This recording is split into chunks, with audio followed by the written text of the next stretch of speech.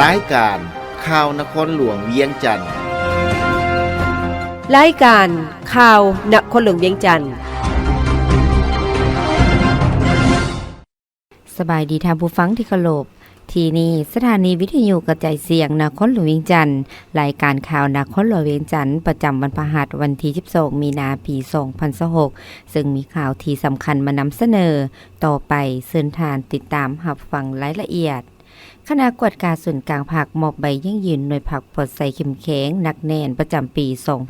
2025ในวันที่11มีนาคมนี้คณะกวดการส่วนกลางภาคได้จัดพิธีมอบรับบัตรสมาชิกพรรคสุดที่6และใบยั่งยืนหน่วยผักปลอดภัยเข้มแข็งนักแน่นประจำปี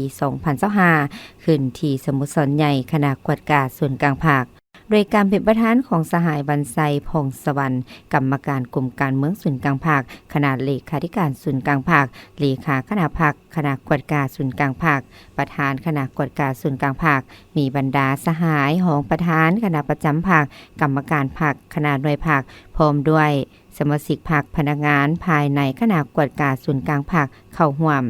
พิธีดังกล่าวสหายไพวันพรหมมาแสงได้ผ่านมติตกลงฉบับเลขที่08ทับคพคกสพของคณะภาคคณะกวดการศูนย์กลางภาคว่าโดยการหับฮ้องออกบัตรให้สมาชิกภาคสมบูรณ์ภายในองค์คณะภาคคณะกวดการศูนย์กลางภาคและองค์การกวดการแห่งรัฐครั้งที่6พร้อมนั้นได้ผ่านบทสรุปการก่อสร้างหน่วยผักปลอดภัยเข้มแข็งนักแน่นประจำปี2025และทิศทางแผนการปี2026ขององค์คณะภาคคณะกวดการศูนย์กลางภาคผ่านมติตกลงของคณะประจำภาคคณะกวดการศูนย์กลางภาคว่าโดยการหับฮ้องการก่อสร้างหน่วยผักปลอดภัยเข้มแข็งนักแน่นประจำปี2025ฉบับเลขที่05ทับคปจลงวันที่26มกราคม2026ซึ่งได้หับฮ้องหน่วยผักปลอดภัยเข้มแข็งนักแน่นประจำปี2025ที่ขึ้นกับองค์คณะภาคคณะกวดการศูนย์กลางภาคจำนวน3หน่วยภาคคือหน่วยภาคกลุ่มคนครัวและวารสารกวดการหน่วยภาคกลุ่มกวดการรัฐและหน่วยภาคกลุ่มผัวพันต่างประเทศหับฮ้องหน่วยภาคเป็นหน่วยภาคประเภทแข็งประเภทกลางและอ่อนคือหน่วยภาคประเภทแข็งมี2หน่วยภาคหน่วยภาคประเภทกลางมี3หน่วยภาคหน่วยภาคอ่อนมี1หน่วยภาคพร้อมนี้ยังได้ผ่านมติตกลงของคณะประจำภาคคณะกวดการศูนย์กลางภาคว่าโดยการหับฮ้องแผนการก่อสร้างหน่วยภาคปลอดภัยเข้มแข็งนักแน่นประจำปี2026ฉบับเลขที่04ทับคจคปจลงวันที่27มกราคม2026จากนั้นบรรดาหน่วยภาคก็ได้ขึ้นจับมือแข่งขันการจัดตั้งปฏิบัติแผนการก่อสร้างหน่วยภาคปลอดภัยเข้มแข็งนักแน่นในโอกาสเดียวกันนี้สหายคำสุขอ้อยยวงศ์หองประธานคณะกวดการศูนย์กลางภาคก็ได้ผ่าน2ข้อตกลงว่าโดยการแต่งตั้งหัวหน้ากลุ่มกวดการรัฐและหัวหน้ากลุ่มพัวพันต่างประเทศคือแต่งตั้งทานเตียงทองสีสุวรรณแสงหงหัวหน้ากลุ่มกวดการรัฐเป็นหัวหน้ากลุ่มกวดการรัฐแต่งตั้งทานนางบุญทวีจิตตราชหองหัวหน้ากลุ่มพัวพันต่างประเทศเป็นหัวหน้ากลุ่มพัวพันต่างประเทศในตอนท้ายของพิธีสหายบรรไซพงสวรรค์ก็ได้ให้เกียรติมีคำเห็นโอลมโดยเฉพาะเกี่ยวกับการก่อสร้างหน่วยผักปลอดภัยเข้มแข็งนักแน่นบรรดาหน่วยผักสมาชิกผักต้องได้พร้อมกันจะตั้งปฏิบัติเป็นปกติพอเป็นหน้าที่การเมืองหนึ่งที่ต้องได้พร้อมกันจัดตั้งปฏิบัติแต่ละหน่วยต้องมีแผนการในการจัดตั้งปฏิบัติและเพิ่มทวีในการชี้นำพาในปี2026เพื่อบ่ให้มีหน่วยผักอ่อนขณะหน่วยผักต้องเอาใจใส่ศึกษาอบรมทางด้านการเมืองแนวคิดให้สมาชิกพรรคพนักงานรัฐกรให้มีทัศนะลักมั่นการเมืองนักแน่นกำแน่นแนวทางนโยบายปฏิบัติตามมติคำสั่งกฎระเบียบของพรรคกฎหมายและระเบียบการต่างๆของรัฐมีคุณสมบัติศีลธรรมปฏิวัติและมีแบบแผนดำรงชีวิตที่ดีมีความรับผิดชอบในการปฏิบัติหน้าที่เวียกงานที่ได้รับการมอบหมายมีสติต่อการจัดตั้งต่อกฎหมายและระเบียบการต่างๆของรัฐให้เข้มงวดขณะหน่วยภาคแต่ละหน่วยต้องเพิ่มทวีนำพาชี้นำและความเป็นแบบอย่างน้ำนาของคณะหน่วยภาคสมาชิกภาคในการเคลื่อนไหวปฏิบัติหน้าที่เวียกงานวิสาสะพอยกสูงหัวคิดไปที่สร้าง แนวคิดริเริ่มและตื่นตัวในการปฏิบัติหน้าที่การเมืองให้มีประสิทธิภาพและประสิทธิผลสูงขึ้นกว่าเก่าสร้างความเป็นเอกภาพทางด้านแนวคิดต่อบรรดามติคำสั่งก็คือเป็นเอกภาพกันในการจัดตั้งปฏิบัติบรรดามติคำสั่งต่างๆต้องถือเป็นปัญหาสำคัญจัดตั้งปฏิบัติระบอบส่งแสงรายงานเป็นปกติสร้างความสามารถสร้างความสามัคคีภายในหน่วยภาคเพื่อพร้อมกันจะตั้งปฏิบัติเวียกงานต่างๆตามพละบทบาทให้มีประสิทธิภาพและประสิทธิผลสูงสภาพการสนองน้ำมันเชื้อไฟในสาธารณรัฐประชาธิปไตยประชาชนลาวในวันที่11มีนาคมนี้ที่ห้องว่าการสำนักงานนายกรัฐมนตรีท่านสอนไสสิทธิพระไสยรัฐมนตรีประจำสำนักงานนายกรัฐมนตรีโฆษกรัฐบาลพร้อมด้วยท่านจันทบูรณ์สุขอารุณรองรัฐมนตรีกระทรวงอุตสาหกรรมและการค้าได้แถลงข่าวต่อสื่อมวลชนเกี่ยวกับสภาพการสนองน้ำมันเชื้อไฟให้สังคมได้สมใจก็คือมายังประชาชนลาวในทั่วประเทศทราบทั่วถึงกันว่าจากสภาพความบ่สงบที่เกิดขึ้นอยู่เขตตะวันออกกลางซึ่งเป็นเขตบรรดาประเทศที่ผลิตและส่งออกน้ำมันเชื้อไฟรายใหญ่ของโลกนับแต่ท้ายเดือนกุมภาพันธ์2026ถึงปัจจุบันได้เห็นให้การผลิตและส่งออกน้ำมันเชื้อไฟจากแหล่งดังกล่าวมีความจำกัดและส่งผลกระทบต่อหลายประเทศในโลกรวมทั้งสาธารณรัฐประชาธิปไตยประชาชนลาวพวกเฮาอย่างหลีกเลี่ยงบ่ได้โดยเฉพาะราคาน้ำมันเชื้อไฟที่เพิ่มสูงขึ้นและปริมาณความสามารถนำเข้าน้ำมันก็มีท่าเอียงลดลงถ้าหากสภาพการดังกล่าวยังสืบต่อแก่ยาวก็จะส่งผลกระทบหลายด้านต่อเศรษฐกิจสังคมรวมทั้งการปฏิบัติขาดหมายต่างๆที่กำหนดไว้ในแผนพัฒนาเศรษฐกิจสังคมแห่งชาติต่อสภาพการดังกล่าวรัฐบาลแม่นบ่ได้นิ่งเฉยโดยได้สมทบกับองค์การปกครองทุกขั้นเข้าใจเอาใจใส่ติดตามและเฝ้าระวังอย่างใกล้ชิดเพื่อนำน้ำมันมาสนองให้สังคมและโครงการพัฒนาต่างๆได้โดยพื้นฐานและพยายามบ่ให้เกิดมีสภาพการขาดแคลนน้ำมันที่ผ่านมาบางปั๊มแม่นน้ำมันขาดชั่วคราวย้อนการขนส่งจากสางหาปั๊มบ่ทวงทันพร้อมกันนั้นก็ได้สมทบกับบรรดาประเทศอ้อมข้างที่มีกลไกการร่วมมือกันมาก่อนแล้วเพื่อรับมือกับสภาพการที่อาจเกิดขึ้นถึงแม้ว่าราคาจะเพิ่มขึ้นก็ตามปัจจุบันก็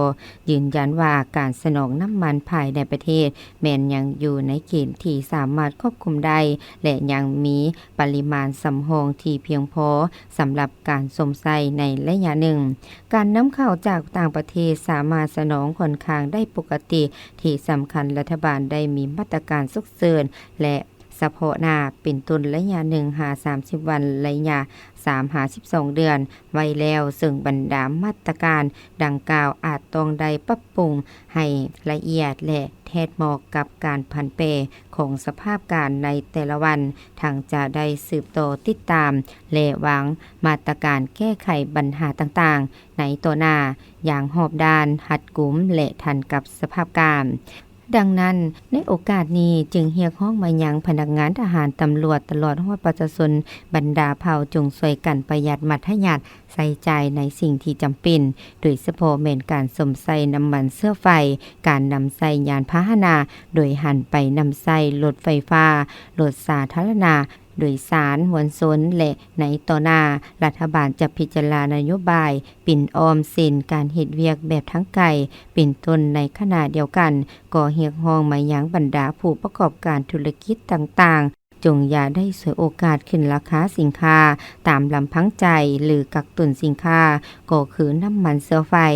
หากพบเห็นการฉวยโอกาสขึ้นราคาสินค้าแม้นสามารถโทรแจ้งสายด่วน1510และเว็บไซต์ปกป้องผู้สมใส่ในตอนท้ายทานได้เรียกร้องมายังทั่วสังคมจงสืบต่อปุ่มหลุมความสามัคคีเป็นปึกแผ่นเน้นหน้าให้การช่วยเหลือร่วมมือซึ่งกันและกันในยามยุ่งยากนำใส่ข้อมูลข่าวสารอย่างมีสติทางมีสติต่อกลอุบายกล่าวทับท ถมโจมตีใส่ให้ป้ายสีทีโบสร้างสรรค์ของกลุ่มคนทีโบวังดีและปฏิบัติหน้าที่ของตนให้ดีที่สุดจึงจะเฮ็ดให้พวกเฮาสามารถผ่านผ่าความเสี่ยงความยุ่งยากต่างๆไปด้วยดีองค์การอัยการประชาชนสูงสุดเผยแพร่มติกองประชุมใหญ่ผู้แทนทั่วประเทศครั้งที่12ของภาคกองประชุมเผยแพร่เสื่อมซึมเอกสารกองประชุมใหญ่ผู้แทนทั่วประเทศครั้งที่12ของภาคและกองประชุมใหญ่สมาชิกพรรคองค์คณะพรรคองค์การอัยการประชาชนสูงสุดครั้งที่6ได้จัดขึ้นในวันที่10มีนาคมนี้ที่องค์การอัยการประชาชนสูงสุดโดยการเป็นประธานของทานนางลีวงลาวลีกรรมการส่วนกลางภาคเลขาคณะบริหารงานภาคหัวหน้าองค์การอัยการประชาชน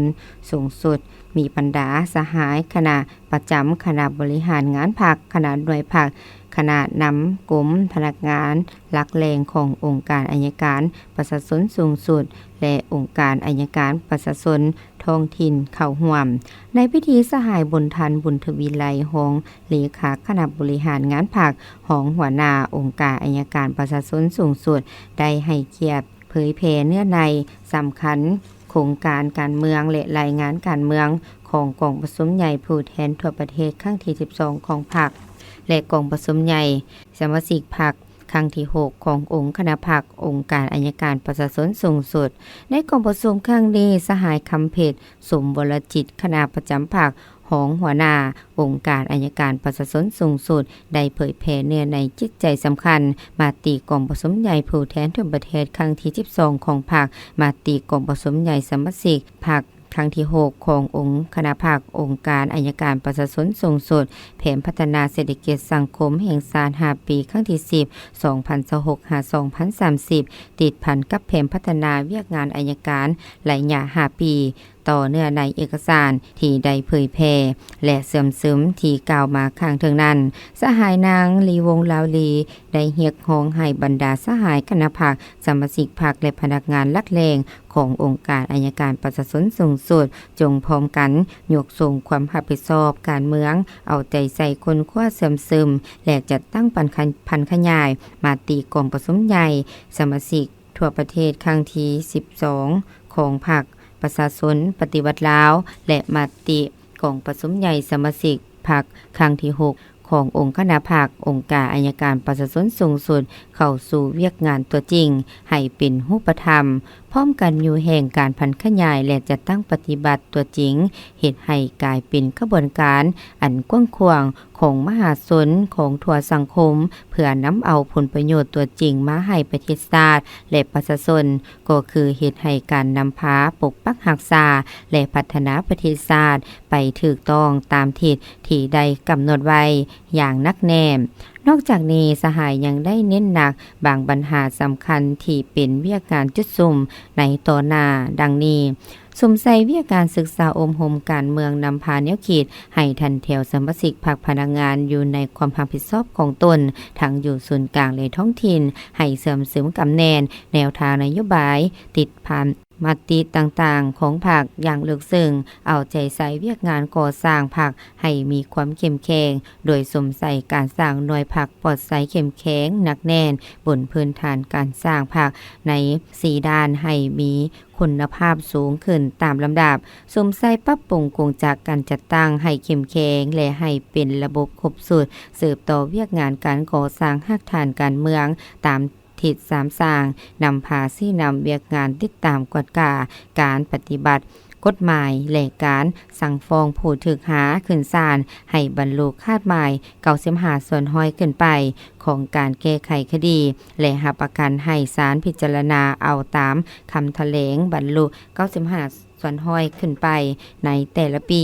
เพิ่มทวีการนำพาซี่นำเบียกงานติดตามกฎกาการปฏิบัติกฎหมายขององค์การสืบสวนสอบสวนของการกวดกาขายคุ้มขังดัดสร้างการปฏิบัติคำตัดสินของศาลให้ถูกต้องตามกฎหมายอย่างเข้มงวดและก้าวเข้าสู่คุณภาพดีขึ้นก กว่าเก่า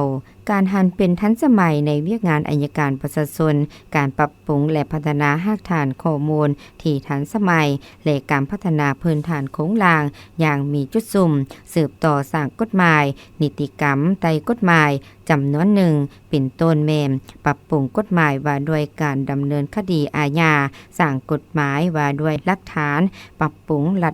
ฐบัญญัติของประธานประเทศว่าด้วยการให้อภัยโทษและนิติกรรมอื่นๆที่จำเป็นจำนวนหนึ่งพร้อมทั้งเอาใจใส่โฆษณาเผยแพร่กฎหมายและนิติกรรมใต้กฎหมายที่เกี่ยวข้องให้ทั่วถึงและลึกซึ้งกว่าเก่าเพิ่มทวีการพัวพันร่วมมือกับต่างประเทศโดยเฉพาะแม่นบรรดาประเทศเพื่อนมิตรยุทธศาสตร์ก็คือสาธารณรัฐสังคมนิยมเวียดนามสาธารณรัฐประชาชนจีนให้ก้าวสู่หลวงเลิกเสริมขยายการพัวพันร่วมมือกับรัสเซียซอกรูบาอาเซบราซานให้แน่นแฟ้นขึ้นกว่าเก่าสืบต่อพัวพันร่วมมือกับบรรดาประเทศอาเซียนบรรดาประเทศต่างๆในโลกและองค์การจัดตั้งสากลจำนวนหนึ่งบนพื้นฐานต่างฝ่ายต่างมีผลประโยชน์สืบต่อซี่นำเวียกงาน3องค์การจัดตั้งมหาชนนำพาซี่นำเวียกงานกวดกาภาครัฐและเพิ่มทวีเวียกงานกวดกาพนักงานให้มีความเข้มงวดกว่าเก่าโดยการบำรุงสร้างพนักงานที่เฮ็ดเวียกงานกวดกาให้มีความเข้มแข็งเด็ดขาดและมีความรับผิดชอบสูงต่อคณะบริหารงานภาคเป็นใจกลางในการสกัดกั้นและต้านปรากฏการณ์ย่อท้อที่จะเกิดขึ้นในทันแถวพนักงานสมาชิกภาคเก็บกรรมสภาพของพนักงานอย่างลึกซึ้งแข่งขันกีฬาปีตั้งสิงขันเจ้าของนครหลวงวิจันทร์ตอนหับกองผสมใหญ่แนวแล้วสังศาสตร์นครหลวงวิจันทร์ครั้งที่9พิธีเปิดการแข่งขันได้จัดขึ้นในตอนเช้าของวันที่11มีนาคม2026อยู่ที่เดินสหพันธ์กีฬาปีตั้งแห่งชาติลาวโดยการเข้าร่วมของทานพงษ์สวรรค์ศิริพันธ์ประธานแนวแล้วสังศาสตร์นครหลวงวิจันทร์พร้อมด้วยแผนกการออมคางนครหลวงวิจันทร์ห้องการแนวแล้วสังศาสตร์เมืองและนักกีฬาจำนวน32ทีมเข้าร่วมแข่งขันในพิธีทานพงษ์สวรรค์ศิริพันธ์ได้กล่าวเปิดพิธีว่าการเปิดขบวนการแข่งขันกีฬาเปตังสิงขันเจ้าของนครหลวงวิจันทร์ในครั้งนี้แม้นมีความหมายสำคัญเพราะอยู่ในบรรยากาศที่พวกเราพร้อมออกแข่งขันสร้างผลงานในการจัดตั้งปฏิบัติมาติกองประชุมใหญ่ครั้งที่12ของภาคและมาติกองประชุมใหญ่ครั้งที่8ขององค์คณะภาคนครหลวงวิจันทร์และเป็นการสร้างกระบวนการเพื่อต้อนรับกองประชุมใหญ่ครั้งที่9ของผู้แทนแนวรัฐสังศาสตร์นครหลวงวิจันทร์และเฉลิมฉลองวันสั่งตั้งพรรคครบรอบ71ปีให้มีกระบวนการฝึกฟื้นและต่อเนื่องดังที่บรรดาทานได้หำหูน้ำกันแล้วว่ากิจกรรมการแข่งขันกีฬาเปตังในครั้งนี้แม้นเป็นการสร้างกระบวนการต้อนรับวันสำคัญต่างๆของศาสตร์ของภาคพร้อมทั้งเป็นการปฏิบัติแนวทางของภาคนโยบายของรัฐวางออกพร้อมเดียวกันนั้นก็เป็นการยูแหงให้เก่การจัดตั้งปฏิบัติค้ำขวัญเพิ่มทวีความสามัคคีปองดองทั่วปวงชนเสริมขยายคุณลักษณะ4เสริมสร้างครอบครัวและบ้านสามัคคีปองดองติดพันกับการแข่งขันทักษะและพัฒนายกสูงบทบาทและคุณภาพการเคลื่อนไหวของแนวเล้าสังศาสตร์เพื่อประกอบส่วนสร้างนครหลวงวิจันทร์ให้เป็นนครน่าอยู่ยืนยงและทันสมัยฉะนั้นข้าพเจ้าขอเรียกร้องมายังบรรดาคณะรับผิดชอบการแข่งขันคณะกรรมการนักกีฬาที่เข้าร่วมในการแข่งขันครั้งนี้จงคืนสู่สติความรับผิดชอบอย่างเคร่งครัดปฏิบัติระเบียบอย่างเป็นธรรมมีน้ำใจนักกีฬาหูเสียหูสนาหูให้อภัยเพราะการแข่งขันในครั้งนี้เป็นการสร้างเงื่อนไขให้สมาชิกพรรคพนักงานที่มีจิตใจมักหักในกีฬาโดยเฉพาะกีฬาเปตังที่เป็นประเภทกีฬาที่สังคมนิยมเล่นและยังเป็นการสร้างเงื่อนไขให้สมาชิกพนักงานภายในขององค์การจัดตั้งพรรครัฐในนครหลวงวิจันทร์ให้หัดแน่นความสามัคคีเป็นโอกาสพบปะแลกเปลี่ยนบทเรียนซึ่งกันและกันทั้งเป็นการพัฒนาทักษะการเล่นกีฬาเปตังและการออกกำลังกายเพื่อสุขภาพซึ่งในนี้ทานจันทร์ศรีแก้วไมวันรองประธานแนวรัฐสังศาสตร์ยังได้ให้สัมภาษณ์ต่อทีมข่าวเต็มอีกว่าเราก็ได้สร้างกิจกรรมแข่งขันกีฬาปีตั้งสิงขันเจ้าของนครหลวงจันทร์และก็เป็นโอกาส เฉลิมฉลองวันสักตั้งพรรคประชาชนปฏิบัติลาวครบรอบ71 ปีซึ่งในโอกาสนี้เนาะพวกเราก็ได้เชิญบรรดาแผนกการอ้อมข้างทั่วนครหลวงจันทร์แล้วก็เข้าตัวเมืองเขาห่วมซึ่งปัจจุบันพวกเราได้คัดเลือกได้เป็น32ทีมเขาห่วมซึ่งในการแข่งขันดังกล่าวนี้พวกเราก็ได้มีรางวัลเป็นพิเศษให้เนาะต้นรางวัลที่1ก็แม่นมีขันรางวัล1หน่วยแล้วก็เงิน3 ล้านกีบรางวัลที่2ก็แม่นมีขัน1หน่วยแล้วก็เงิน2 ล้านกีบรางวัลที่3ก็แม่นได้ขัน1หน่วยแล้วเงินรางวัล1 ล้าน5แสนกีบและรางวัลที่4ก็แม่นได้เงินสด1 ล้านกีบเนาะในพิธีครั้งนี้หลายภาคส่วนยังได้ให้การสนับสนุนอุปถัมภ์เพื่อกิจกรรมมีบรรยากาศเบิกบานมวลซื่นและเป็นการสุขยูรางวัลน้ำใจให้นักกีฬาที่เข้าร่วมในการแข่งขันอีกด้วยวัดใหม่โศกคำยังคงรักษาให้คงประเพณีนำพาชาวพุทธนุ่งถือเป็นเอกลักษณ์ร่วมงานบุญพระเวททุกปีวัดไม้โศกคำบ้านโศกคำเมืองไสเศรษฐานครหลวงเวียงจันทน์แม่นเป็นวัดแห่งหนึ่งที่นำพาประชาชนชาวบ้านและชาวพุทธจัดงานบุญพระเวทขึ้นทุกๆปีที่นำพาโดยพระอาจารย์ดาวเสด็จเลิศมณีเจ้าอธิการวัดร่วมกับอำนาจการปกครองบ้านซึ่งปีนี้ก็เช่นเดียวกันได้จัดขึ้นในระหว่างวันที่6 วันที่7 มีนาคม 2026ที่ได้นำพาชาวพุทธเฮ็ดพิธีกรรมต่างๆตามประเพณีที่สืบทอดกันมาเช่นพิธีแห่อัญเชิญอุปคุตเพื่อให้มาปกปักรักษางานบุญให้สำเร็จและทางนำพาประชาชนแต่งกายนุ่งถือแบบเอกลักษณ์ของบรรดาเผ่าร่วมแห่พระเวทเข้าเมืองที่เต็มไปด้วยบรรยากาศคึกคืนพร้อมพิธีสวดปริมงคลฟังเทศน์มหลายหมื่นมหลายแสนต่อมาในวันที่7 มีนาก็ได้มีพิธีแห่เข้าพันก้อนแห่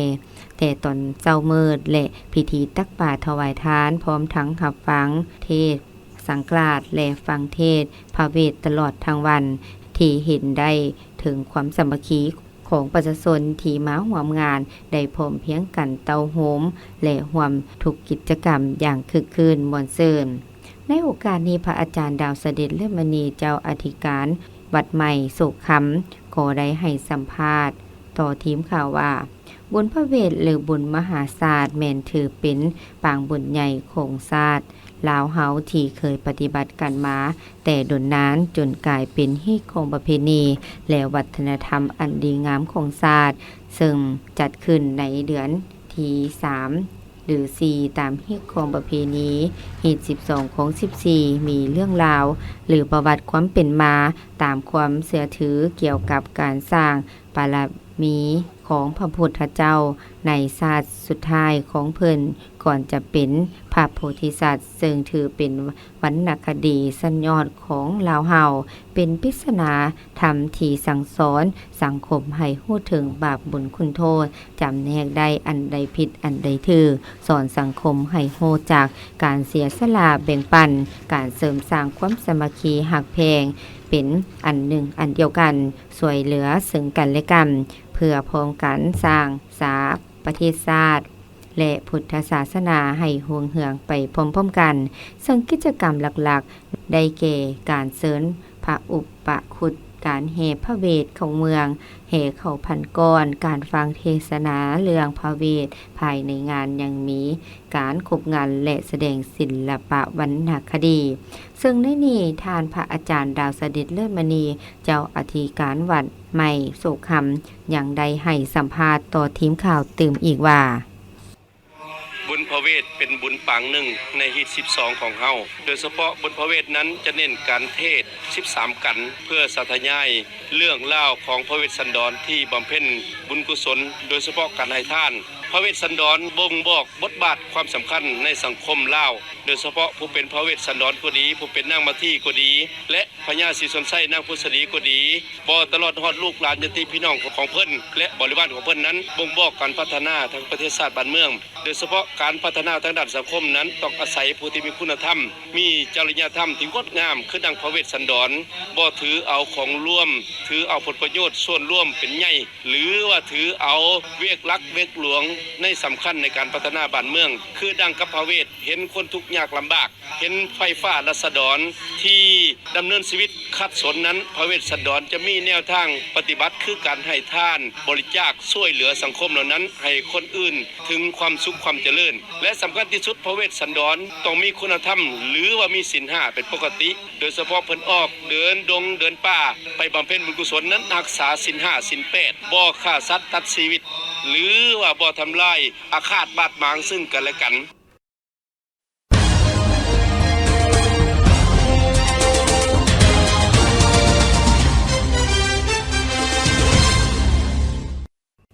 ต่อไปเส้นทางฟังข่าวต่างประเทศเศรษฐกิจรัสเซียกับคืนสู่ท็อป10พื้นฐานเศรษฐกิจใหญ่ที่สุดในโลกองค์การสถิติรัสเซียได้รับรู้รวมยอดผลิตภัณฑ์ภายในของรัสเซียบรรลุมูลค่า 2,556 ตื้อดอลลาร์ตัวเลขดังกล่าวได้นำประเทศรัสเซียจัดอันดับที่ 8 ในตารางบรรดาพื้นฐานเศรษฐกิจใหญ่ที่สุดในโลกอเมริกายังนำหน้าตารางด้วย 30,800 ตื้อดอลลาร์จีนอยู่อันดับที่ 2 ด้วย 19,800 ตื้อดอลลาร์เยอรมันอันดับที่ 3 ด้วย 5,050 ตื้อดอลลาร์และญี่ปุ่นอันดับที่ 4 ด้วย 4,400 ตื้อดอลลาร์บรรดานักวิเคราะห์ถือว่าการกลับคืนสู่ท็อป 10 พื้นฐานเศรษฐกิจใหญ่ที่สุดในโลกของรัสเซียแม่นย้อนการฟื้นฟูภายหลังวิกฤตการณ์และความสามารถรับมือกับบรรดาเงื่อนไขใหม่สิ่งที่น่าสนใจการสะสมค้ำของรัสเซียได้เพิ่มขึ้นระดับสถิติเกือบ130ตื้อดอลลาร์ในปี2025จาก195ตื้อดอลลาร์ขึ้นเป็น326ตื้อกว่าดอลลาร์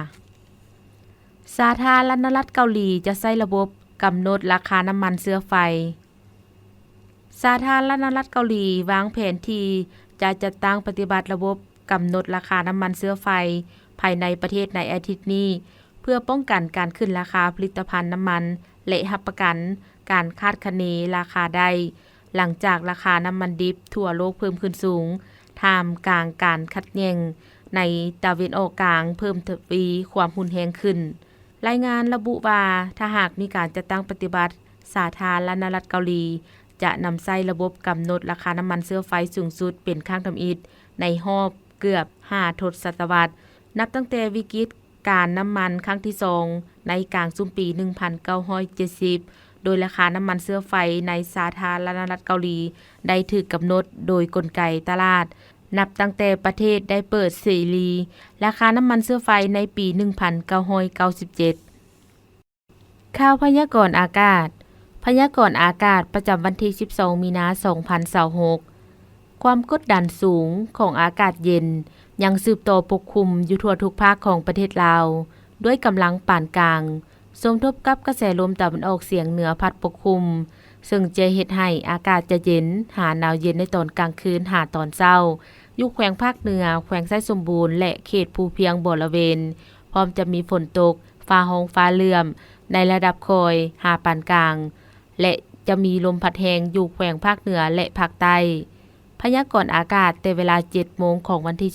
12 หาเวลา 7 โมงของวันที่ 13 มีนาคม 2026 ภาคเหนือด้านตะวันออกแขวงพงศาลีหัวพันเสียงขวางอากาศเย็นหาหนาวเย็นในตอนกลางคืนหาตอนเช้าและยังจะมีฝนตกฟ้าร้องฟ้าเหลื่อมในระดับคอยหาปานกลางเพราะมีลมพัดแรงเป็นบางโอกาสเนื้อที่การปกคลุมของฝนเท่ากับ 40 ส่วนร้อยของภาคอุณหภูมิในระหว่าง 11-25 องศาภาคเหนือด้านตะวันตกแขวงหลวงน้ำทาบ่อแก้วอุดมไซหลวงพระบางไสยบุรีอากาศเย็นในตอนกลางคืนหาตอนเช้าพร้อมจะมีฝนตกในระดับคอยหาปานกลางพร้อมมีลมพัดแรงเป็นบางโอกาสเนื้อที่การปกคลุมของฝนเท่ากับ 40 ส่วนร้อยของภาคอุณหภูมิในระหว่าง 14-32 องศานครหลวงเวียงจันทน์อากาศร้อนพร้อมจะมีลมพัดแรงอยู่เกือบทั่วไปอุณหภูมิในระหว่าง 20-32 องศาภาคกลางแขวงเวียงจันทน์บริคำไซคำมวนสวรรณเขตอากาศเย็นในตอนเช้าพร้อมมีลมพัดแรงอยู่เกือบทั่วไปอุณหภูมิในระหว่าง 18-32 องศาภาคใต้แขวงสารวันจำปาสักเซกอง อัตตปือ อากาศร้อน พร้อมจะมีลมพัดแรงอยู่เกือบทั่วไป อุณหภูมิในระหว่าง20-34 องศาสำหรับเขตภูเพียงบริเวณ อากาศเย็นหาหนาวเย็น พร้อมจะมีลมพัดแรงอยู่ทั่วไป อุณหภูมิในระหว่าง12-26 องศาที่ท่านฟังผ่านไปนั้นก็เป็นข่าวนครหลวงวิงจันทน์ทำผู้ฟังที่เคารพรายการข่าวภาคนี้ได้สิ้นสุดลงเพียงเท่านี้ลีโลผิดสมภูพร้อมด้วยแสงคำจันทวงศ์อ่านสบายดี